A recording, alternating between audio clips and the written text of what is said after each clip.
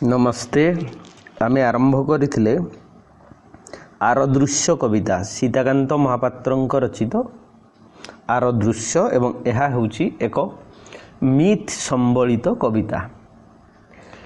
आज आमे आलोचना करिबा आरदृश्य कविता संकलन संपर्क रे। सर्वमोट 37 कवितार समाहार रे रचित हेछि आरदृश्य एवं यार प्रकाशन समय 1981 मसीहा। यह संकलन रे अज्ञातवास, परीक्षित उवाच, लक्ष्मण, आरदृश्य, श्रीकृष्णंकर मृत्यु एहीपरि 5टी मिथ गर्भित कविता स्थान पाइछि एवं यही मिथ सीताकांतंकर चारण भूमि तहिरु से पांति अजस्र उपादान और संभावना। अष्टपदी कविता संकलन रे जो मिथ भावना तांकर काव्य चेतना को उत्प्लुत करी पाठकीय आवेदनशीलतारे जुडुबुडु होई उठिथिला ताहा आरदृश्य रे होईछि संक्षिप्त और शाणित। कवितार भाव समृद्धि को चिन्हाइबारे उत्तर आधुनिक ओडिया कवितारे यह एक विशेष और बलिष्ठ अवलंबन होई उठिछि। सीताकांतंकर कवितारे मिथ केतेबेले सूचनात्मक भावे जीवन पाई सादृश्य गठन करुछि तो केतेबेले कवितारे समग्र इलाका को दखल करी पौराणिकता सह नवीनता को प्राचीन सह समकाल को जोड़ी देइछि। कविर मानसिकतारे आसुछि मिथ को नहीं जेते चांचल्य, जेते आविष्कारर निशा, दृश्यरु दृश्यांतर, घटरु घटांतर, एक आकुल अर्थ खोजा, एक अथय संधान। तेणु कहिबा बाहुल्य मिथ ही सीताकांतंक कवितार एक बलिष्ठ अंश, आवेगिक और बौद्धिक विन्यास। कवितार नाम से देई पारंती अज्ञातवास, कारण एपरी एक नामकरण खूब शीघ्र पाठक को आकृष्ट करिबा पई अत्यंत क्षम हेबो, किंतु निजे कवि ही तार सृष्टि प्रक्रिया रे निभृततम स्थान और मौन मुहूर्त को बाछि नेउथिबारु अज्ञातवासरे ही रही जाए। किंतु परिपार्श्व जेतेबेले निजर आटप, अहंकार, प्राप्ति और प्रयास रे थाए गलत घर्म, कविटीए बोध हुए धूली रे गाधौथिबा घर चटियाटी को ही लक्ष्य करुथाए। परिपार्श्व जेतेबेले शब्द को नहीं नाना प्रकार स्वार्थर संपर्क जोड़ू थाए, केबे चाटुकार केबे भाष्यकार भावे बंचिबार पाथेय संग्रह रे लिप्त थाए, कविटीए ही खोजु थाए जह्न किरण और पद्म फूल रे जुडुबुडु क्रंदातुर शब्द मानंकु। पवन रे थरी थरी बहुधा विदीर्ण होई जाउथिबा कदली पत्रर असहायता को किंबा खतगदारे पड़िथिबा भंगा प्लेटटीर निसंग शून्यता को, साम्राज्य मानंकर करुण परिणति को देखिथिबा दुबघास को कविटीए ही केवल देखिपारे। पांडव मानंकु पुनि फेरिबाकु हेबो सेई प्रासाद और सिंहासन को, पिंधिबाकु हेबो सेई राजकीय पोशाक, धरिबाकु हेबो सेई धनु और तुणीर, सबु वाद विवाद, अदौती, असूया, एपरिकी जो घर पड़ी जाड़ी देबार षडयंत्र करिथिबा सेई भाई मानंक पाखकु और राज्य को। जेतेबेले सेमाने एक वस्त्र होई राज्य त्याग कले, मेंढापल बा गोरुपल परी प्रजाए पाटी फिटाइले कि, बरं सबुकु सेमाने मुंड हलेई समर्थन ही करि दियंती। तेणु ए आनंददायक अज्ञातवासरू सेमाने निजकु कहीं प्रकटित करिवे। एठी बरं से महामहिम अणकार स्रष्टांकु अधिक अनुभवर सुजोग पांती। तारी इच्छारे सुखिला डालरे फूल फल लदी होई जाई पारे। शून्य तारकार असंख्य बती जले। गछ न थाई भी छाई घटी रहे। निद भांगिबा मात्रे पक्षीर काकली रे तारी संगीत स्वरायित हुए। कबीर चेतनारे देखंतु किपरि मित मैजिक परी मिसी जाइछि ओ कवितार आवेग धर्मरे ताहा होई उठिछि रसायनित। अज्ञातवास कवितारे परवर्ती कविता जो अछि परीक्षित उवाच श्रीमद् भगवत र मित उपरे ताहा निर्मित। राजा परीक्षित अभिशापग्रस्त निश्चय से तक्षक द्वारा दंशित होई मृत्यु लभिवे। निजे मृत्यु महाकाल तक्षक रूपरे तांकु अनुसरण करे। परीक्षितंकु निर्जन गृहर अवरुद्ध कबाट मेघनाद पाचेरी किंबा कांथ केही भी तक्षक कबलरू अटकई पारिबे नाही। बरं परीक्षित एथिपाई एकांत सचेतन। से जानती दिने ना दिने तांको पाई दिनर आलुओ लिभिजिब ओ घटी आसिब निरंध्र अंधकार। चतुर्दिगरे नीरवतार छाई तीक्ष्ण वर्षा परी देह को हानि देव। नियतिर अलंघ्य कला समुद्र उपरे क्षीण डेणा पिटी चढ़ईटीए केते दिन बा उड़ी पारिब। किंतु परीक्षित संसार तृष्णा और बासना मध्यरे स्वाभाविक भावे महाकाल को विस्मृत होइथिले। तार कमल आवेदन को भूली जाइथिले हुए तो, किंतु परे तांकर उपलब्धि आसे जे वर्षा पवन केही हेले अलंघनीय मृत्युर कबलरू तांकु अटकेई पारिबे नाही। अंधकाररे मृत्यु आहुरी उज्जवलतर होई उठिबो ओ ता अठरे थिबो लुह और लहुर करुण लवणाक्त स्वाद। पारिषद वर्ग अवश्य विनिद्र गृह सुरक्षित ओ ताला द्वारा अवरुद्ध। प्रजावर्ग प्रार्थनारत तथापि तार गुंजन शुणती राजा परीक्षित। हुए तो मृत्यु परे से वैकुंठ को जीवे, किंतु वैकुंठ कौन केबे इह जगतर व्यथा वेदनार घा घौड़ को सुखाई पारिछि।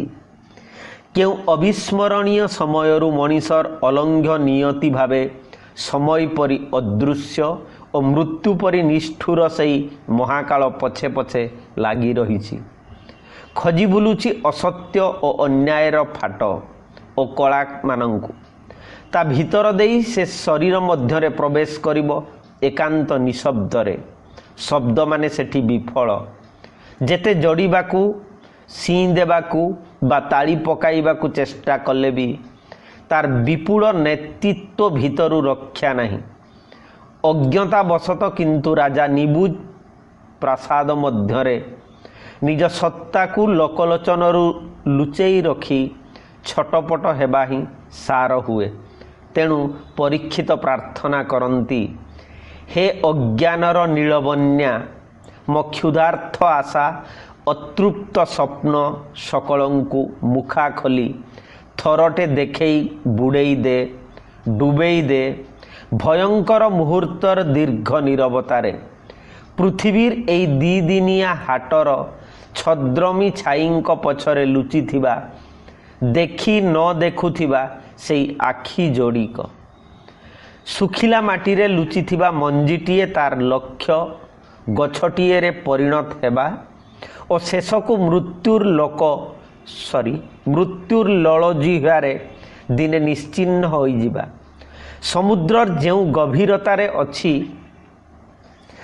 केते ताल पानी और पंक तले सेई अदृश्य फरुआ जहा भितरे अछि भंवर सेई हेउछि जीवन नाटिका। ताकु चिपी देले प्राणीर जीवन शेष होई जाए। ଲୋକକଥାର এই ଫରୁଆ ଉପାଖ୍ୟାନ ଏଠାରେ ଜୀବନ ଓ ମୃତ୍ୟୁର ସୀମାରେଖା ଭାବରେ ନିର୍ଣ୍ଣିତ ହୋଇଛି। ପରୀକ୍ଷିତଙ୍କର ଆଉ ଭୟ ନାହିଁ। ଜୀବନ ପରି ମୃତ୍ୟୁକୁ ବି ସହଜ ଭାବରେ ଗ୍ରହଣ କରିନେବାକୁ ସେ ପ୍ରସ୍ତୁତ। କବିତା ପରୀକ୍ଷିତ ଉବାଚ। ଭାଗବତର ଉପାଖ୍ୟାନରୁ ପୁନଶ୍ଚ କବି ଆସନ୍ତି ରାମାୟଣର ଉପାଖ୍ୟାନକୁ ଓ ଲକ୍ଷ୍ମଣଙ୍କୁ ଗ୍ରହଣ କରନ୍ତି କାବ୍ୟ ଚେତନାର ନାୟକ ଭାବରେ।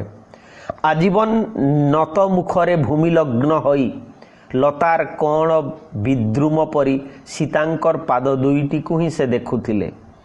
କିନ୍ତୁ ଲତା ଯେ ଉପରକୁ ଉପରକୁ ମାଡ଼ିଯାଏ, ଛାଇ ଆଲୁଅ, ବାଧାବିଘ୍ନ, କ୍ଷୁଧା ତୃଷ୍ଣା, ରୋଗ ଓ ମୃତ୍ୟୁ ଦେଇ ବଢ଼ି ବଢ଼ିଯାଏ, ଯେପରି ବାସ୍ତବ ଧାରଣା ତାଙ୍କ ମନରେ ବଦ୍ଧମୂଳ ହେଲା ନାହିଁ। ସ୍ୱାଭାବିକ ଭାବେ ବ୍ୟାକୁଳ ସୂର୍ଯ୍ୟତୃଷ୍ଣାରେ ହୁଏ ଭୁଲ ହେଇଗଲା କରେକ୍ସନ୍ ଆଉଥରେ। ସ୍ୱାଭାବିକ ଭାବରେ ମଣିଷର ପାଞ୍ଚ ମନ ଓ 25 ପ୍ରକୃତି ହିଁ ସେଇ ବାସ୍ତବତା, ଯାହା ଲତାର ଭୂମିଲଗ୍ନ ମୂଳରୁ ବ୍ୟାକୁଳ ସୂର୍ଯ୍ୟତୃଷ୍ଣାରେ ହୁଏ ପ୍ରକଟିତ। ଆଲୋକର ଅଭିପ୍ସା ଭିତରର ଆରଣ୍ୟ ଅନ୍ଧାରକୁ କାଳେ କାଳେ ପ୍ରଲୁବ୍ଧ କରିଥାଏ। ତେଣୁ ତିନୋଟି ଗାର ଟାଣି ଜୀବନର ସ୍ୱାଭାବିକତାକୁ ଯେ ରୁଦ୍ଧ କରାଯାଇପାରିବ, ଏପରି ଏକ ମୀମାଂସା ହିଁ ଭୁଲ ବୋଲି ପ୍ରତିପାଦିତ ହୋଇଗଲା। ସମୁଦ୍ରରେ ବାଲିବନ୍ଧ ବାନ୍ଧି କେହି କ'ଣ ନିଶ୍ଚିତ ନିଦ୍ରା ଯାଇପାରେ? ଗାରର ଆରପଟେ ଅଛି ଅନ୍ଧାରୀ ଜଙ୍ଗଲ, ଚିରହରିତ ସ୍ୱପ୍ନ, ପତ୍ର ଫୁଲର ଫଳର ଆହ୍ୱାନ। ସୁନାର ହରିଣ ହିଁ ସୁପ୍ତ ମନର ସେ ବାସନାକୁ ବେଗବତୀ କରିଦିଏ ଓ ଚାହୁଁ ଚାହୁଁ ଶେଷହୀନ ଅନ୍ଧାର ମାଡ଼ି ଆସେ, ଯେଉଁଠି ଇହକାଳ ଓ ପରକାଳ ଛନ୍ଦି ହୋଇଯାଏ। ସୁନା ହରିଣର ତନୁ ଅସମ୍ଭବ ଜାଣିବି, ସେହିପରି ଏକ ତୃଷ୍ଣା ପଛରେ ଧାଇଁବା ହିଁ ପ୍ରତ୍ୟେକ ବ୍ୟକ୍ତିର ଭାଗ୍ୟ ଓ ନିୟତି। କାହାର ଗୋପନ ଇଚ୍ଛାରେ ବିଚାରଶୀଳ ମନୁଷ୍ୟ ମଧ୍ୟ ଏପରି ଭ୍ରାନ୍ତି ପଛରେ ଧାଇଁ ଜୀବନ ପାଇଁ ଅଜସ୍ର ଦୁଃଖ, ଦୁର୍ଯୋଗ ଓ ଦୁର୍ଗତିକୁ ହିଁ ଆମନ୍ତ୍ରଣ କରି ଆଣେ। ନିଜକୁ ଉଜାଡ଼ି ଦେଇ ସୁନା ହରିଣ ପଛରେ ଧାଇଁବାର ପରିଣତି ଭୋଗିବାକୁ ହୁଏ, ସତେ ଯେପରି ଲକ୍ଷ ଲକ୍ଷ ତୀରରେ ନିଜ ଛାତିକୁ ନିଜେ ହିଁ ବିଦ୍ଧ କରେ ମଣିଷ। ଇଏ ହେଉଛି ଲକ୍ଷ୍ମଣ କବିତାର ସାରାଂଶ। ତେବେ ସଂକଳନର ସବୁଠାରୁ ପ୍ରଭାବଶାଳୀ ଶୀର୍ଷକ କବିତା ହେଉଛି ଆରଦୃଶ୍ୟ, ଯେଉଁଠି ସୀତାକାନ୍ତ ମହାପାତ୍ରଙ୍କ କାବ୍ୟ ଜିଜ୍ଞାସାର ଅନ୍ୟତମ ସୃଷ୍ଟି ହିସାବରେ ଗ୍ରହଣ କରାଯାଇପାରିବ। ଏହାର ମୁଖବନ୍ଧରେ କବି ନିଜେ ଏହି କବିତାଟିକୁ ହିଁ ଭିତ୍ତି କରି ତାଙ୍କର ନିଜସ୍ୱ ସାମଗ୍ରିକ ବକ୍ତବ୍ୟ ପ୍ରକାଶ କରିଛନ୍ତି। ଯେଉଁ ଦୃଶ୍ୟର ସତ୍ୟତା ପ୍ରମାଣ ଯୋଗ୍ୟ ନୁହେଁ, କେବଳ ଅନୁଭବର ସାମଗ୍ରୀ, ଅଥଚ ଯେଉଁ ଦୃଶ୍ୟରେ ପରିଚିତ ପୃଥିବୀର ଦୃଶ୍ୟ ଓ ଘଟଣା, ସମୟ ଓ ଆପେକ୍ଷିକତା ସବୁ ଅବାନ୍ତର ଲାଗେ, ଅଥଚ ତାରି ଭିତରେ ହିଁ ସାରା ଜୀବନ କଟେ ବା କଟାଇବାକୁ ହୁଏ। ସବୁବେଳ ଅବେଳ ପରି ଲାଗେ, ସକଳ ସ୍ଥିତି ଅଜ୍ଞାତବାସ ପରି ମନେ ହୁଏ। ମାଟିଖିଆ ପୁଅର ପାଟିରେ ଯଶୋଦା ଦେଖନ୍ତି ବିଶ୍ୱ ବ୍ରହ୍ମାଣ୍ଡର ଚିତ୍ର। ମୁଣ୍ଡ ତାଙ୍କର ସ୍ୱାଭାବିକ ଝାଇଁ ମାରିଯାଏ। ଏକଥା କାହାକୁ ସେ କହି ମଧ୍ୟ ପାରନ୍ତି ନାହିଁ, କାରଣ କହିଲେ ସମସ୍ତେ ପାଗଳୀ ବୋଲି କହିବେ। ଏପରି ଆଶଙ୍କା ମନରେ ସ୍ୱାଭାବିକ ଦାନା ବାନ୍ଧେ। କିନ୍ତୁ ସେ ଦୃଶ୍ୟର ପ୍ରଭାବରେ ସେ ଜୀବନ ସାରା ଘାରି ହୁଅନ୍ତି। ଏକ ଅଦ୍ଭୁତ ନାଟକର ସେ ହିଁ ଏକକ ଭୟାଳୁ ଦ୍ରଷ୍ଟା। ଦ୍ୱିତୀୟ କେହି ସେ ଦୃଶ୍ୟର ସାକ୍ଷୀ ନାହିଁ। ସେ ଦୃଶ୍ୟ ଯଶୋଦାଙ୍କୁ ସମସ୍ତ ପ୍ରାତ୍ୟହିକତା ଭିତରେ ବ୍ୟତିବ୍ୟସ୍ତ କରେ। ଅନ୍ଧାର ଘୋଟି ଆସେ, ଆଖି ଆଗରେ ଗୋଠ ଫେରା ବାଳୁତ ପୁଅକୁ ଦେଖି ପୁଣି ସେ ଚିନ୍ତାରେ ପଡ଼ନ୍ତି। ତେବେ ସେ ଦୃଶ୍ୟ କ'ଣ ମିଛ, ଏକ ଅଳିକ ବିଭ୍ରାନ୍ତି? ନିର୍ଜନ ମାୟା କୁହୁକରେ ଉବୁଟୁବୁ ହୁଅନ୍ତି ଯଶୋଦା। କାହାକୁ ଦେଖେଇ ପାରୁନଥିବା ଓ ବୁଝେଇ ପାରୁନଥିବା ସେ ଦୃଶ୍ୟର ବେଦନାରେ ଛଟପଟ ହୁଅନ୍ତି ଦିନ ରାତି। ପରିଚିତ ଅପ୍ରିୟ ପୃଥିବୀ ତାଙ୍କୁ ଭିନେ ଭିନେ ଲାଗେ, ଅଚିହ୍ନା ଅଚିହ୍ନା ଲାଗେ। ଅଥଚ ସାଧାରଣ ପରିଚିତ ଚିହ୍ନା ମଣିଷମାନଙ୍କ ଭିଡ଼ରେ ସେ ଆତଯାତ ହୁଅନ୍ତି। ରାଜବାଟୀ, ସ୍ୱାମୀ, ପୁଅ, ସାଙ୍ଗମେଳ, ମଉଜ ମଉଛବରେ ଆଉ ମନ ଲାଗେନି। ଦିନଯାକର ପାଇଟି କରିବାକୁ ହୁଏ। ଆଉ ଆଭିରି ନାରୀମାନଙ୍କ ପରି ସ୍ୱାମୀଙ୍କ ସାମ୍ନାରେ ତାଙ୍କ ଖାଇବା ବେଳେ ବସିବାକୁ ହୁଏ। ପୁଅ ଗୋଠ ଫେରନ୍ତା ବାଟକୁ ଚାହିଁବାକୁ ହୁଏ। ଦିନ ପାଣି ପରି ବହିଯାଏ। ସ୍ୱାମୀ, ସଂସାର, ପୁଅ, ସ୍ନେହ, ସୋହାଗ ସବୁ ଭିତରେ ସେଇ ଦୃଶ୍ୟର ତାଡ଼ନାରେ ସେ ଛଟପଟ ହୁଅନ୍ତି। ସେଇ ଅନୁଭବକୁ ଚୁପଚାପ ଛାତି ତଳେ ଲୁଚାଇ ରଖି ତାଙ୍କୁ ଶ୍ମଶାନକୁ ହୁଏତ ଯିବାକୁ ହେବ। ଏହା ହିଁ ତାଙ୍କର ଶୋଚନା। କବିଙ୍କ ମତରେ ମାୟାମୁକ୍ତି, ମୋହମୁକ୍ତି, ମେଘମୁକ୍ତି ସତ୍ୟର ସ୍ୱରୂପକୁ ଅବଲମ୍ବନ ଘଟେନି ଯଶୋଦାଙ୍କ ଭାଗ୍ୟରେ, କଳାକାର ଭାଗ୍ୟରେ। ତାହେଲେ ସେ ସମ୍ପୂର୍ଣ୍ଣ ମୁକ୍ତ ହୋଇଯାନ୍ତା, ସତ୍ୟଦ୍ରଷ୍ଟା ହୋଇଯାନ୍ତା। ସବୁ ପାଇବାର ଆନନ୍ଦରେ, ତୃପ୍ତିରେ ନୀରବ ହୋଇଯାନ୍ତା।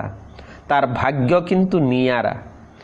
ସେ ଭାଗ୍ୟ ପ୍ରାୟ ଅସରା ମନେ ହେଉଥିବା ଗଧୁଳିର, ନିୟତ ଦହଗଞ୍ଜର, ଅଶାନ୍ତ ଖୋଜାଲୋଡ଼ାର। ଆର ଦୃଶ୍ୟଟିକୁ ନିଜକୁ ନିଜେ ବୁଝାଇବା ପାଇଁ ଆପ୍ରାଣ ଚେଷ୍ଟାର, ଘେରି ଆସୁଥିବା ନିଷ୍ଫଳତା ବୋଧର, ଅପାରଗତା ବୋଧର, ଅକ୍ଷମ ଓ ନିପାରିଲା ପଣର। କବି ସବୁ କଳାକାରଙ୍କର ନିୟତି ପରି ଯଶୋଦାଙ୍କର ଏହି ନିଷ୍ଫଳତାକୁ ତତ୍ସମ ଦୃଷ୍ଟିରେ ଦେଖନ୍ତି। କବିଟିଏ ଯେତେ ଦୃଶ୍ୟ ଓ ଭାବଚେତନାକୁ ମନରେ ଆସ୍ୱାଦନ କରେ, କେତେ ବା ସେ ଶବ୍ଦ ଓ ଭାଷା ମାଧ୍ୟମରେ ରୂପ ଦେଇପାରେ। ଏଇ ଅକ୍ଷମତା ହିଁ ମୁଖ୍ୟତଃ ଏ କବିତାର ଭାବପୁଞ୍ଜ। ତେଣୁ ତାକୁ ରୂପ ଦେବା ପୂର୍ବରୁ ଅନେକ ଭାବନା ହାତଛଡ଼ା ହୋଇଯାନ୍ତି, ହଜିଯାନ୍ତି ବିସ୍ତୃତିର ଅନ୍ଧକାର ଭିତରେ। ମନରେ ଛାଡ଼ିଯାନ୍ତି କେବଳ ଅତୃପ୍ତି ଓ ଅବଶୋଷ। ଏହା ହିଁ ମିଥ୍ ଚେତନାର ସାର୍ଥକତା ଓ ଆଧୁନିକତାର ପ୍ରାସଙ୍ଗିକତା। ଏହି ପର୍ଯ୍ୟାୟର ଶେଷ କବିତାଟି, ମାନେ ଯେଉଁ ମିଥ୍ ସମ୍ବଳିତ କବିତା ଆର ଦୃଶ୍ୟରେ ଅଛି, ସେ ଭିତରେ 37ଟାରୁ 5ଟା ହେଉଛି ମିଥ୍ ସମ୍ବଳିତ। ତାର ଶେଷ କବିତା ଶ୍ରୀକୃଷ୍ଣଙ୍କ ସମ୍ପର୍କରେ। ଯଦିଓ ଯଶୋଦା ଏଠି ସ୍ମରଣୀୟ ନୁହନ୍ତି। ନିଜ କାବ୍ୟ ରଚନାର ପ୍ରାରମ୍ଭ କାଳରେ କବି ଲେଖିଥିଲେ, ଜାରାଶବରର ସଙ୍ଗୀତ ପ୍ରାୟ ଶ୍ରୀକୃଷ୍ଣଙ୍କର ମୃତ୍ୟୁ କବିତାର 20 ବର୍ଷ ପୂର୍ବେ। ତାହା ହିଁ ଥିଲା ମିଥ୍ ଚେତନାର ପ୍ରଥମ କାବ୍ୟ ପ୍ରୟାସ, ଏକ ସ୍ମରଣୀୟ ସାର୍ଥକ କବିତା। ସେଠି ଥିଲା ଆବେଗ, କିନ୍ତୁ ଏ କବିତାରେ ଅଛି ବୌଦ୍ଧିକ ବିଭ୍ରାନ୍ତି ଓ ଆବ୍ରୁ। ମିଥ୍କୁ ବିଦ୍ ରୂପେ କରିବାର ପ୍ରୟାସ। ସେଠି ଶ୍ରୀକୃଷ୍ଣର ମୃତ୍ୟୁରେ ଜାରାର ଅଶ୍ରୁ ଓ ଆକୁଳତା ଫାଟି ପଡ଼ୁଥିଲା ବେଳେ, ଏଠି ଗଣମାଧ୍ୟମରେ ସମ୍ବାଦ ପରିବେଷଣ ଜନିତ ବକ୍ରୋକ୍ତିରେ ମହାନାୟକର ମୃତ୍ୟୁ ଜନିତ କାରୁଣ୍ୟ ସ୍ୱତଃ ଉପହସିତ ହୋଇଉଠେ। କେଉଁ ଖବରକାଗଜ ଲେଖିପାରିବ ତାଙ୍କ ମୃତ୍ୟୁ ପରେ ଆଉ ଭାଇ ଭାଇ ଭିତରେ, କୌରବ ପାଣ୍ଡବ, ଲଢ଼େଇ ଲାଗିବନି? ସ୍ୱାମୀମାନେ ଓ ଗୋପିନୀମାନେ ଏଣିକି ନିଶ୍ଚିନ୍ତରେ ନିଦ ଯିବେ। ଅଜଣା ଆନନ୍ଦର ଆଲୋକ ଶିଖା ଆକାଶକୁ ଡେଇଁବ ଓ ଅପରାଧୀ ମନୋଭାବର ଯୁଗଟିଏ ସରିଲା ବୋଲି समस्ते आश्वस्त हेबे। आहुरी विद्रूप करा जाइछि शेष पंक्ति मानंकरे तांको मृत्युरे आहूत साधारण सभारे तांको आत्मार सद्गति पाई प्रार्थना करा जिबा सहित शोकसंतप्त परिवार प्रति समवेदना ज्ञापन करा जाए और दिनटी को सर्वसाधारण छुट्टी रूपे घोषणा करने को दाबी करा जाए। मिथ्र ए विकलांग रूप महानायकर मृत्युजनित वास्तवता को एक प्रहसन रे परिणत करी नहीं तो एक कथा आलोचक माने कहंती। मिथ को एपरी विद्रूप करा जिबा आम संस्कृति को अपमानित करिबा। तेणु ए कवितार प्रथम पर्याय रे संगठित होई आसुथिबा भाव संहति और आवेग शेष पर्याय रे चूरमार होई जाइथिबा अनायास रे लक्ष्य करी हेबो। तेबे कविंकर से स्वाधीनता अछि से शब्द को मिथ को जेकोसी तांकर कल्पना को जेपरी भावरे चाहिए रूप देई पारिबे। आमर प्रसंग एठी आरदृश्य उपरे फोकस करिबा एवं आरदृश्य तांकर रचित होइथिबा श्रेष्ठतम कविता मानक मध्यरे अन्यतम जेमिति जारा सबरर संगीत सेई पर्यायर। तेबे आरदृश्य कवितार मुख्य भावबिंदु मुख्य प्रेरणा कौन आमे जदि कहिबा गोटाए वाक्य रे कौन कहिबा को कवि चाहंती ताहले ताहा हेउची सत्य होउची एकांत व्यक्तिगत। ट्रूथ इज सब्जेक्टिव ये होउची प्रथम। एवं सत्य कौन प्रत्येक व्यक्तिर निजस्व अनुभव और उपलब्धि ये होउची एकांत सत्य। एवं सेई अनुभव और उपलब्धि कौनसी मुहूर्त रे भाषारे प्रकाश करी हेबो नहीं। एवं सबुठु बड़ असहाय होउची मनीष से जगार तार अनुभव को आउ जन को मध्य से कदापि विश्वास देई पारिबो नहीं। माने ए अनुभव संचरणशील नुहे। मोर बुझिबा मोर अनुभव मते अंतर भितरे जेमिति आलोडित करूची सिहरित करूची मु अन्य जन को सेई कथा कहिबी से सुनिब किंतु बुझी पारिब नहीं। एई बुझेई न पारिबार अक्षमता चिर कालर मनुष्यर रहीची। तेणु एठी सेमिति गोटे व्यक्ति को चरित्र को जहाकू समुदाय भारत वर्षर आत्मा चिन्हिची सेमिति गोटे मातृस्थानीय चरित्र यशोदा को काव्य नायिका हिसाब रे मुख्य चरित्र हिसाब रे कवि उपस्थापन करिसंती। एवं यशोदा मध्य देई सबु समयर मनीषर से अक्षमता को ही से व्यक्त करिबा पई एठी प्रयास जेपरी करिसंती। तेणु कवितारे आमे जदि देखिबा माने तांकर जो श्रेष्ठतम कविता प्रसंग रे आमे कहूथिले जारा सबरर संगीत सेठी जारा होउछि मूर्ख साधारण सबरटी एवं निजर अज्ञातरे से सरसंधान करी मृगर भ्रमरे श्रीकृष्णंकर मृत्यु आड़कू बाट कढ़ेई देइछि। आमे जारा सबरर संगीत जो जारा सबरर संगीतर डिटेल्स भीतर को जीवा नहीं केवल तार अंतिम चरण रे बा अंतिम चरणर पूर्वरु से जो कथाटीए कहउछंती सेई कवितारू आमे उद्धृति आनिबा तापरे आरदृश्य भीतर को जीवा। से कहउछंती जे नचिकेता परी मुई जानिबाकू मागु नहीं जीवन और मरणर रहस्य अमोघ कुरुक्षेत्रे अर्जुनर विषाद खंडन बाणी ज्ञान कर्म आउ भक्ति जोग हे कपटी हे निष्ठुर हे शिव सुंदर लोड़ा नहीं देखिबाकू विश्वरूप तोर जेउथिरे जले सबु ग्रह तारा इंद्रचंद्र निहारिका सूर्य वैशान्यर एवं अंतिम चरण होउची मागुनिमु ज्ञानतर मागुनिमु तसीम स्मृति हेमायाबी विश्वरूप खाली मोर एतिकी मिनती जुगे जुगे तीर मोर देउतते तदेहरु तो आपणा छलनारु तते ही मुकती जुगे जुगे कांदे मुहि कई कई कंथड़ा मो बक्षे चापी कणाए छन छन जामुकली रंगलिपा तपाद दियटी।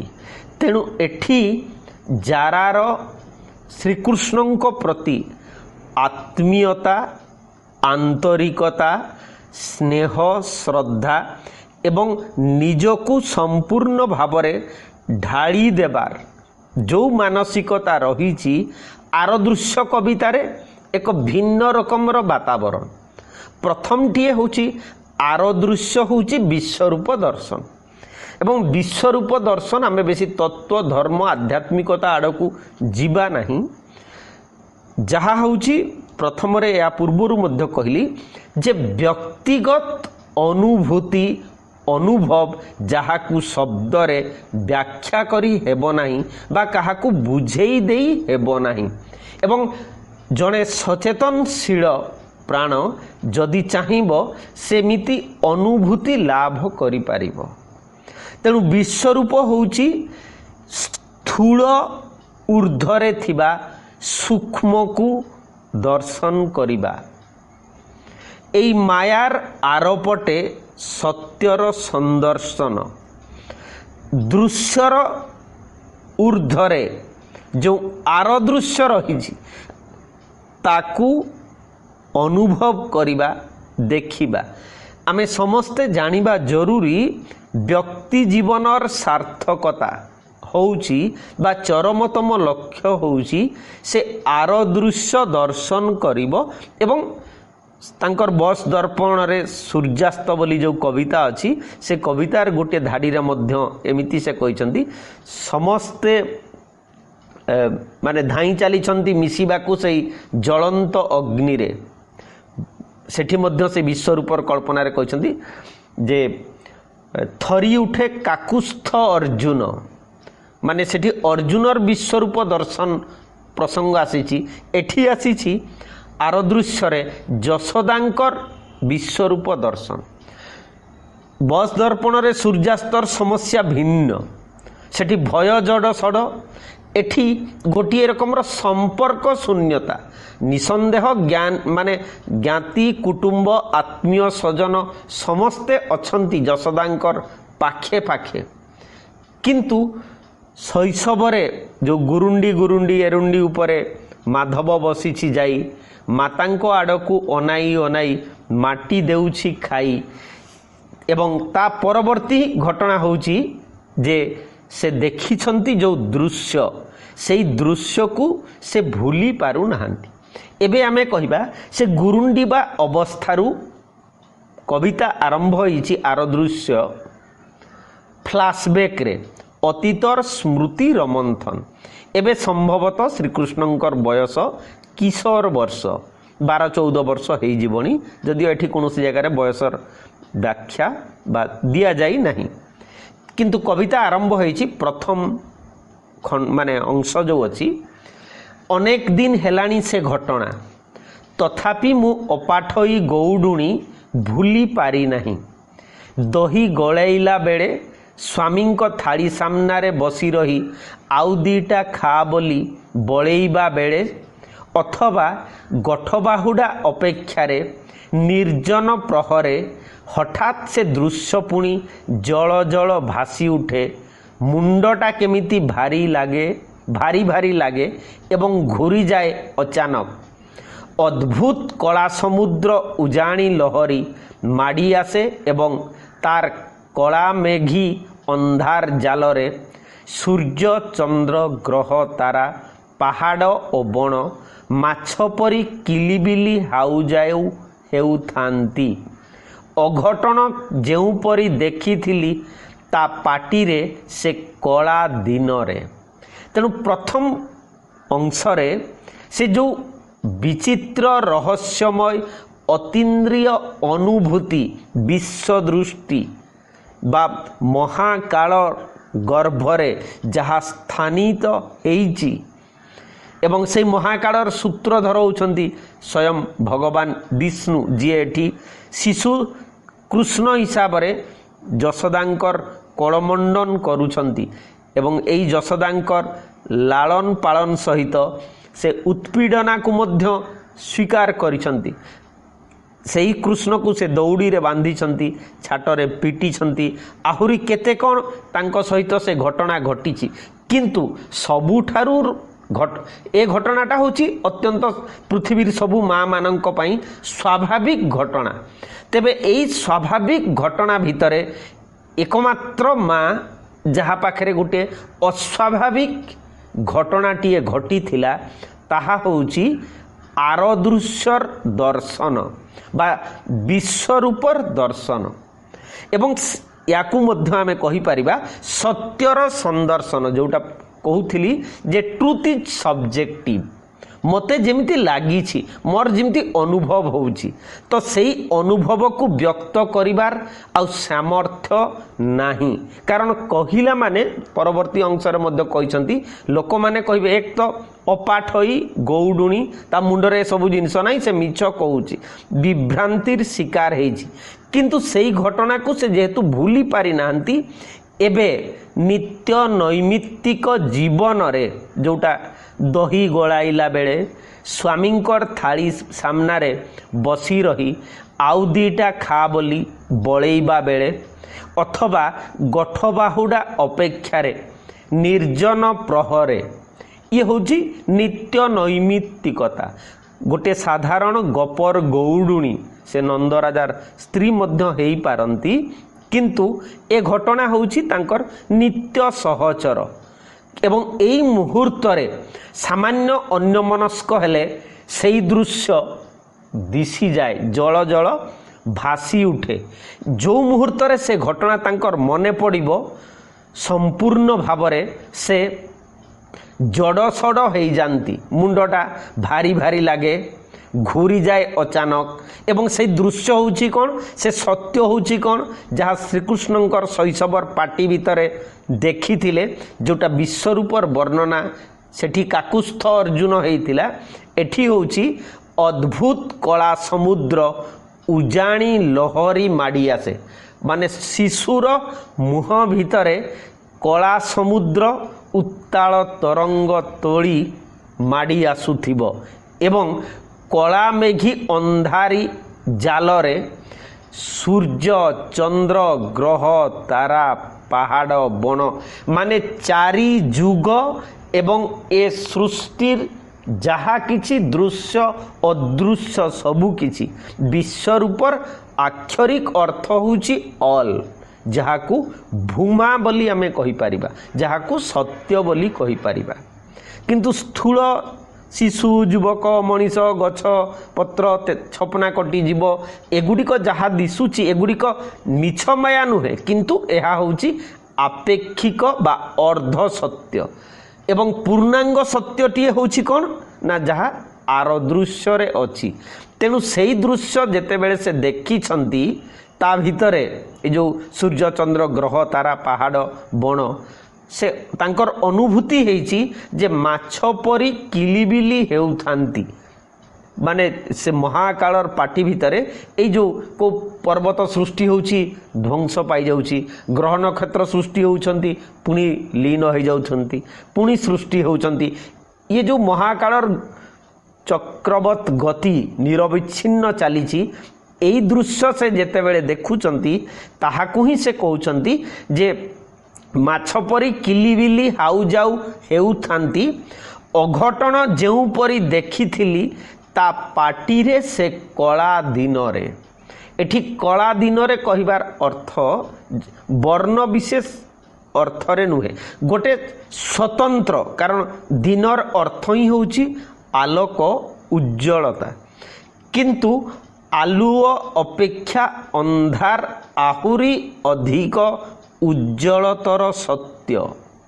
ଆମେ ବିଜ୍ଞାନରେ ମଧ୍ୟ ଅଳ୍ପ ବହୁତ ଜାଣିଥିବା ଯେଉଁ ବ୍ଲାକ୍ ହୋଲ୍ ବା କୃଷ୍ଣ ଗର୍ତ୍ତ ବୋଲି କହନ୍ତି, ଯେଉଁ ମହାଜାଗତିକ ଶକ୍ତି କେନ୍ଦ୍ର ଭିତରେ ଯଦି ଏ ବ୍ରହ୍ମାଣ୍ଡ ଆସେ, ସୂର୍ଯ୍ୟଚନ୍ଦ୍ର ଆସେ, ତାହେଲେ ନିମିଷକରେ ସେ ବ୍ଲାକ୍ ହୋଲ୍ ତାକୁ ଗ୍ରାସ କରିଦେବ। ତେଣୁ ନିସନ୍ଦେହ ଆମର ପ୍ରାର୍ଥନାରେ ଅଛି ତମୋ ସମା ଜ୍ୟୋତିର୍ଗମୟ ମୃତ୍ୟୁର୍ମା ଅମୃତଙ୍ଗମୟ, ଯେ ଅନ୍ଧାରରୁ ଆମକୁ ଆଲୋକ ଆଡ଼କୁ ନେଇଯାଅ। କିନ୍ତୁ ସେଇ ବିବର୍ତ୍ତନ ବା ସେଇ ଉତ୍କ୍ରମଣର ঊର୍ଦ୍ଧ୍ୱରେ ମଧ୍ୟ ମହାକାଳ ତାର ଜାଲ ସେ ସେମିତି ହିସାବରେ ଛନ୍ଦି ଦେଇଛି। ତେଣୁ ଏଇ ଦୃଶ୍ୟ, ଏଇ ଘଟଣା ହିଁ ଯଶୋଦା ପାଇଁ, ପୃଥିବୀର ସବୁ ମଣିଷମାନଙ୍କ ପାଇଁ, ସବୁ ମା'ମାନଙ୍କ ପାଇଁ କେବଳ ନୁହେଁ, ଏଇ ଅକ୍ଷମତା, ଗୋଟିଏ ସ୍ୱତନ୍ତ୍ର ବିରଳ ଅନୁଭୂତିକୁ ଆଉ ଜଣଙ୍କୁ ବୁଝେଇବା, ଆଉ ଜଣର ବିଶ୍ୱାସକୁ ନେବା କେତେ ଅସମ୍ଭବ ବ୍ୟାପାର, ତାହା ହିଁ ତାଙ୍କର ଅନୁଭୂତ ହେଇଛି ଏଇ ପ୍ରଥମ ଅଂଶରେ। ଆଜି ଏତିକି ଥାଉ, ଆପଣମାନେ କମେଣ୍ଟରେ ଲେଖିବେ। ପରବର୍ତ୍ତୀ ଅଂଶ ଆମେ ଆସନ୍ତାକାଲି ଆଲୋଚନା କରିବା। କମେଣ୍ଟ ନିଶ୍ଚୟ ଲେଖିବେ। ଧନ୍ୟବାଦ।